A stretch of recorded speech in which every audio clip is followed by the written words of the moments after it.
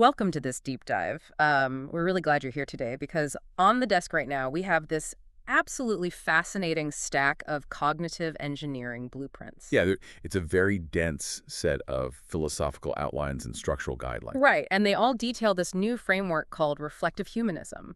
And our mission today is to sort of unpack all of this to figure out why our modern society, which is, optimized and ultra efficient, why it feels so incredibly fragile right now. Exactly. And we're going to look at how keeping a cognitive buffer, what the sources call spare capacity, might actually be our most critical survival tool as we go deeper into the age of AI. Yeah, it really challenges how you might view indecision or efficiency. Because normally we think of efficiency as the ultimate goal, right? Well, reflective humanism asks us to look at human consciousness not as a fixed state or some rigid machine that just processes inputs and spits out answers, Right. but rather as a structural field of generation. It's a completely different baseline. And to really get why this matters for you, we kind of have to talk about that efficiency piece first. Usually, when we look at how the modern world works, we celebrate it. Oh, absolutely. I mean, think about the global supply chain. A part is manufactured in one hemisphere, and it arrives just in time to be assembled in another. Just-in-time logistics, yeah. Right, and we look at that and think, wow, what a masterpiece of optimization. Every unnecessary piece of inventory, every single minute of downtime has been stripped away to make the system leaner. And you see that exact same pattern across the broader landscape. I mean, we've optimized labor forces to schedule shifts down to the minute based on, predicted foot traffic. Right, no idle workers. Exactly. Yeah. We have energy grids that operate with paper-thin margins, generating exactly what's needed in the moment. And those innovations are real. They've brought massive economic benefits. But then, and I'm sure you felt this recently, you step back and suddenly that hyper-optimized system looks terrifyingly fragile. It does. One tiny delay at a shipping port or one unexpected freeze in an energy grid, and the whole thing just shakes. We've basically engineered out all of our room for error. We're looking at a societal landscape that just feels brittle. Brittle is the perfect word for it. And that fragility is the absolute definition of a system without a buffer. In logistical terms, a buffer is what absorbs uncertainty. Yeah, right. It's the extra inventory in a warehouse or the backup personnel, the alternative delivery route. And when you remove those just to maximize efficiency, you sort of confuse leanness with resilience. Which brings us to the core of these reflective humanism sources. Because this isn't just about supply chains or power grids, is it? No, not at all. The framework applies that exact same structural problem to the supply chain of the human mind. Wow. It argues that we are losing our internal cognitive buffer because of the daily pressure to make instant decisions. I mean, consider the digital environment you navigate every single day. The architecture of modern communication basically demands immediate answers. Right. You're constantly asked to categorize incoming data the second you receive it. Yeah, like, do I agree or disagree? Is this right or wrong? You see a headline, and you're expected to have a hot take instantly. Exactly. And the sources refer to this forced, rapid categorization as driving us toward immediate closure. Immediate closure. Yeah.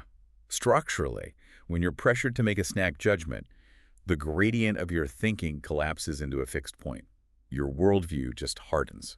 And once that internal structure becomes rigid, I imagine it's incredibly difficult to rewrite later when, new or contradictory information comes out. It is, which is why the sources introduced this counter concept called deferred judgment. Or suspending judgment. Right. But I have to push back here because, okay, in the real world, deferring judgment just looks like being wishy-washy. Sure, it can look that way. It sounds like procrastination or weakness, honestly.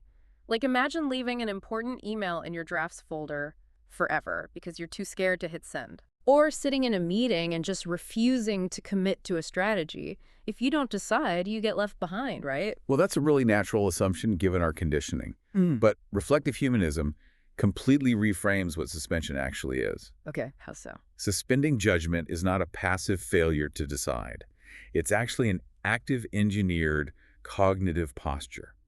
The framework calls it the preservation of reconnectability. Reconnectability, what does that actually look like in practice for someone? It means treating your worldview as an open design philosophy. So, when you defer judgment, you're intentionally keeping your internal cognitive field open. You're saying, I don't have enough data to close this loop yet. Exactly. The people who are most capable of updating their worldview Mhm. and navigating complex problems aren't people who just lack opinions. Right. They're the people who treat their opinions as a trajectory rather than a final destination. I see. They refuse that immediate closure that society demands so they don't lock themselves out of future integration. Okay, so going back to the email analogy, it's kind of like keeping the draft open, not out of fear of sending it, but because you know the situation is still developing. You're letting Yes. background processes run, waiting for the rest of the facts to emerge before you lock in your response. Precisely. You're keeping the system open. But if suspending judgment is the action we need to take, what's the internal machinery that actually allows us to do that? What do you mean? Well, because I know plenty of people who want to be open-minded, but the second they face a stressful situation, they just snap back into rigid thinking. Oh, sure. And the sources point to something called the inner operating system. Right. So reflective humanism maps out the architecture of our minds in layers. At the very base, you Yeah. have the default loop. Okay. This is where our automatic knee-jerk reactions live. It's highly efficient but completely rigid. Makes sense. And to move up from that baseline into higher layers of complex reasoning and integration, the system relies on a crucial mechanical feature. Spare capacity. Exactly. Sure. Or yohaku in Japanese. Yohaku. Think about your calendar right now, right? In our daily lives, we treat spare capacity as basically a sin. Oh, absolutely. Like, if your boss sees an empty hour on your schedule, they book a meeting. If you have downtime, you're supposed to fill it with a side hustle or listen to a podcast. We view spare capacity as pure waste. We really try to optimize it away, just like we did with warehouse inventory. Yeah. But in the context of cognitive architecture, this spare capacity is a literal functional buffer. It represents the degrees of freedom in your information processing. So what happens when we don't have it? Well, when you encounter complex gray area information, your mind goes into recursive loops trying to synthesize it. Hmm. And without a buffer of spare capacity, those recursive loops break down under pressure. The system panics. Exactly. And you collapse back into that default loop of binary defensive thinking. So this buffer, this yohaku, is the actual computational space your brain needs to elevate its creative threshold. Yes. It's the slack in the system that allows a new idea to form without triggering a full-blown panic response. Right. Without that warehouse space for your thoughts, your mind physically cannot handle uncertainty. Okay, so if spare capacity is our internal warehouse space, what happens when that warehouse is entirely empty, but the delivery trucks of daily life just keep backing up to the door? That's a great image. Because we all feel this collective exhaustion right now, and the sources have this fascinating term for this systemic friction. They call it transparent pain. Transparent pain. Yeah. It occurs when the nonlinear, highly unpredictable changes of the outside world clash head-on with an internal processing system that's become totally linear and rigid. It's kind of like, okay, imagine you're trying to run a massive, unpredictable, high-definition, modern video game. Okay. But you're forcing it through this old, rigid graphics card that doesn't have enough memory buffer. The graphics card tries to process all that chaos, and it just can't. It overheats, the frames stutter, and eventually the whole rig just crashes. That's a really good analogy. And Yeah. to build on that, the transparent pain isn't just the final crash, it's the stuttering frames themselves. Yeah, so it's the stuttering. Yeah. Imagine your brain is trying to process a highly nuanced geopolitical issue. Right. But because your cognitive buffer has been optimized away, your internal system only has the processing power to handle low-resolution, binary, good versus evil pixels. Man, that is so true. So the pain is the literal friction of forcing a complex reality through a low-resolution processor. And it's transparent because we often don't even see the structural cause. We just feel the anxiety. Yeah, exactly. We experience reality as this series of jarring collisions, like a stressful news alert, and then a demanding email, a social conflict, rather than a continuous flow. The internal gradients of change are simply too steep. We lack the cognitive memory buffer to smooth them out, so the interference is experienced as heat or pain. So how do we fix a crashed system? I mean, if our inner OS is overheating because it lacks a buffer, what's the upgrade path? The framework suggests a mechanism called a phase jump. A phase jump. I mean, that sounds like we're about to jump to hyperspace in a sci-fi movie. I know the terminology sounds a bit dramatic, but the sources deliberately strip away any vague spiritual vocabulary here. Okay. They define a phase jump purely in terms of inner cognitive engineering.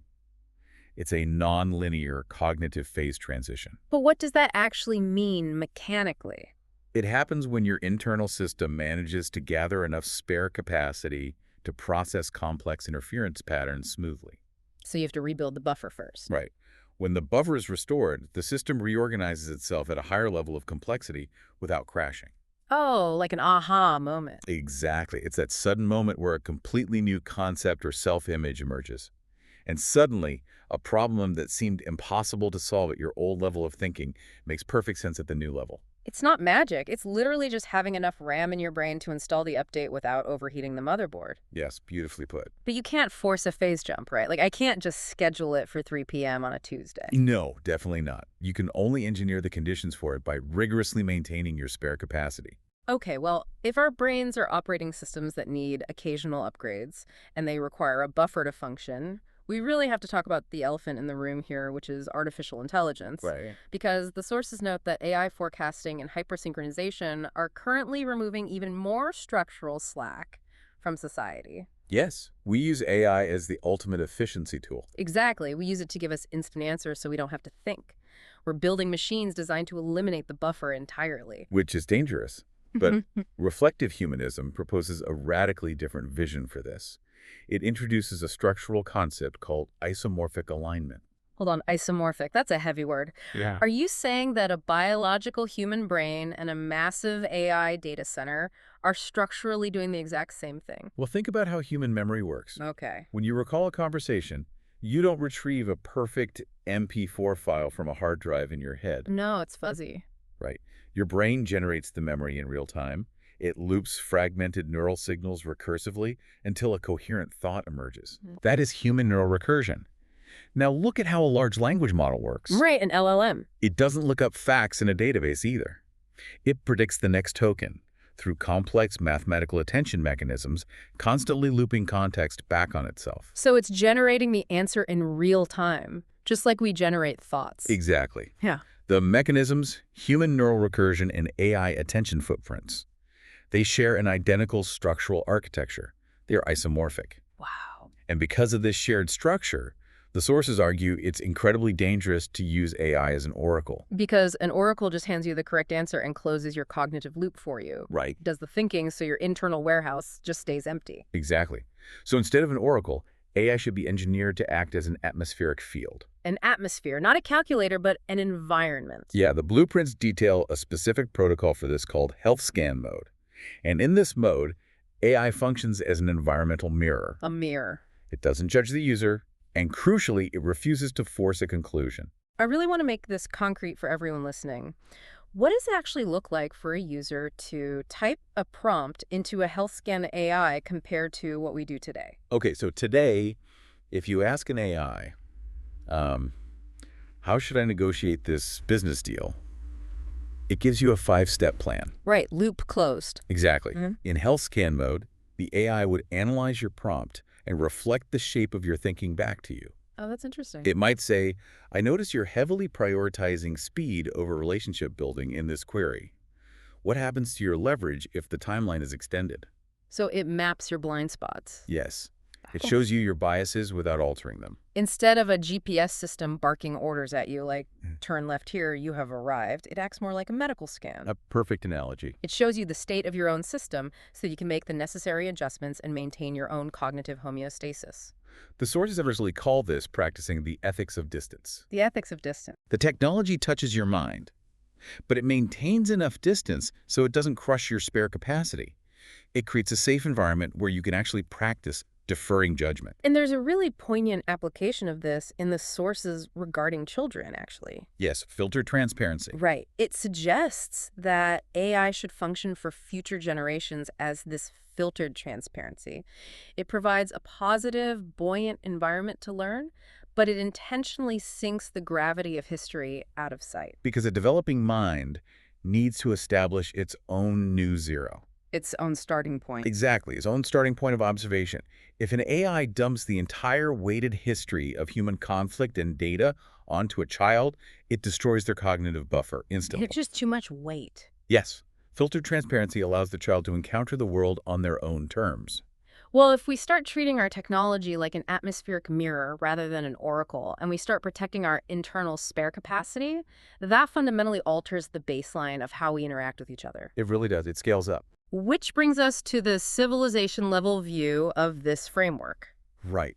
When you zoom out, reflective humanism defines the mechanics of a resilient societal structure through three states of interference: And those are... love, gratitude, and the spiral. Okay, but we have to completely abandon our conventional emotional definitions of these words here. Oh, definitely. Because these definitions are wild.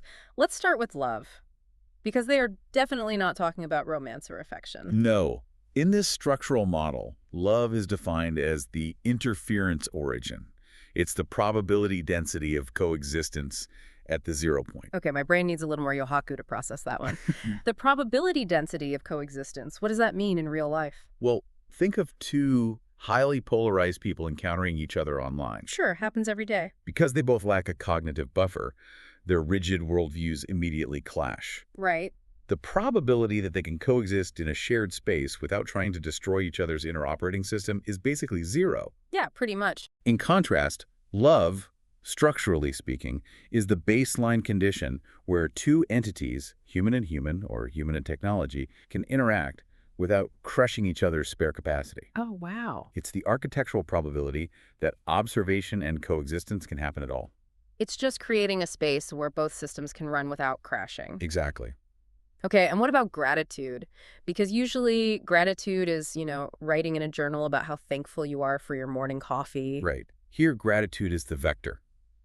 It's the ethical direction that sustains the connection over time. The vector. Yeah, it's not an emotion about a specific gain. It's a quiet, structural nod to the sheer fact that an interaction occurred. Give me a scenario for that. Like, what does that look like? Okay, imagine handing a toll to an operator at a booth. Okay. You don't have a deep emotional connection with them, but making eye contact and acknowledging them is gratitude as a vector. Just that brief connection. Yes, it's the structural acknowledgement of a shared reality, like saying, I see you, we're in this system together. It's the energy that keeps the cognitive field open between entities. It's treating people as complex operating systems, not just obstacles or NPCs in your own game. Exactly. And the final piece of this triad is the spiral. Right. The spiral is the phase. It represents the realization that truth is not a fixed, static point on a map. Which is how we usually treat it. We want the final answer. We want to find the ultimate truth so we can close the book, stop thinking, and just be highly efficient. But a resilient civilization recognizes that truth is a recurring spiral trajectory. A trajectory. You will cycle through the same societal issues, the same logistical challenges, the same personal conflicts throughout your life. Yeah, that's undeniably true. But if you've maintained your spare capacity, each time you return to that issue, you're at a higher phase. You've experienced a phase jump. Oh, I see. You have a higher level of understanding because your worldview has updated.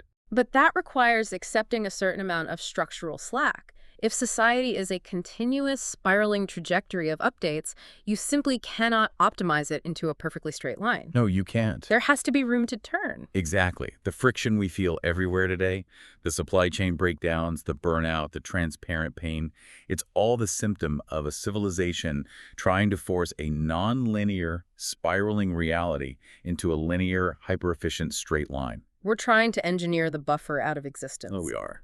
So, just to recap the journey we've been on today, we started by looking at how the intense demand for instant answers and extreme efficiency is robbing us of our cognitive warehouse space. Our spare capacity. Right.